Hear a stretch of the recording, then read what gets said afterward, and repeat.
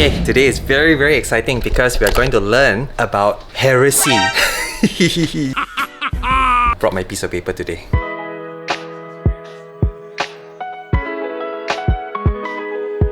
Wait, in case I forget, go and message people to go for lunch. Yes. Okay, can continue.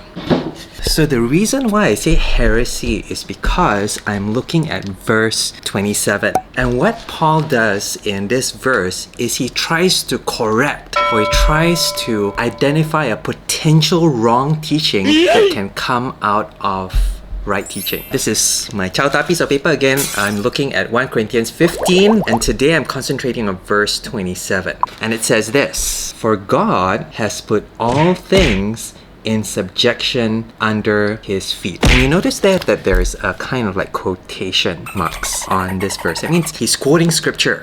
And this comes from Psalm 110. If I'm wrong, I'll edit this out. I think it's 110. This is how heresies start. I think it's 110. Okay, anyway, continue on. This is still verse 27. But when it says, all things are put under subjection, it is plain, that means very, very obvious. He is accepted who put all things in subjection under... The England very powerful lah. That means God is not put under Jesus' feet. Obviously, what I'm not saying is that God himself is going to be under Jesus' feet. So that much is obvious lah, obvious.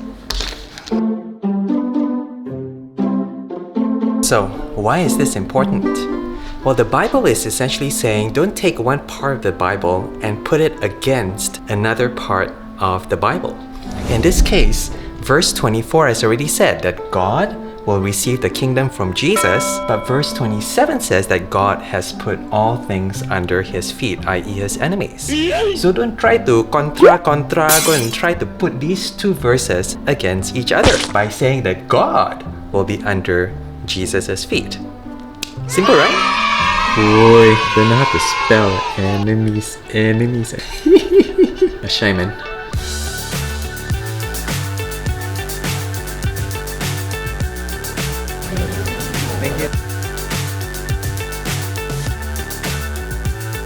KFC, how come KFC got Popiah one? Special one, Special. Interestingly, a heresy that did come out of verses like these was something called subordinationism. Subordinationism means to consider Christ as Son of God, as inferior to the Father.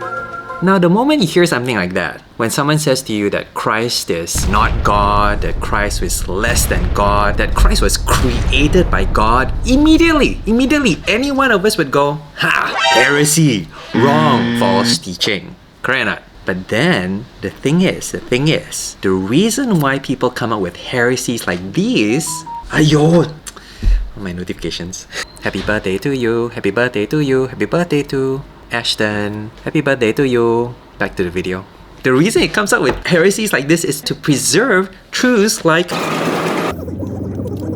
this. Yeah, I'm back home already. You know, in that heresy, God is still God, Jesus is still conquering his enemies, but then they start adding some stuff, saying that Jesus isn't God, or that God created Jesus. That's wrong, that's bad. And so I think we've seen two different kinds of heresies today. There's heretical hearing the wrong thing, but there's also heretical speaking, telling people the wrong thing. And the first kind of heresy, wrong kind of hearing, happens with the Apostle Paul here in 1 Corinthians 15, where he's teaching the right thing, but people are hearing funny things or reading funny things in the letter. And even the great Apostle Paul, you can't get better than a theological professor like Paul, even he has to clarify what he's saying to his hearers, to say, hey, don't misunderstand me when I'm saying this. You know, how much more us? If you're a Sunday school teacher, you're a Bible study leader, it's just worth sometimes checking. Are people hearing what you're saying in an understandable way, in a faithful way? Just worth doing that.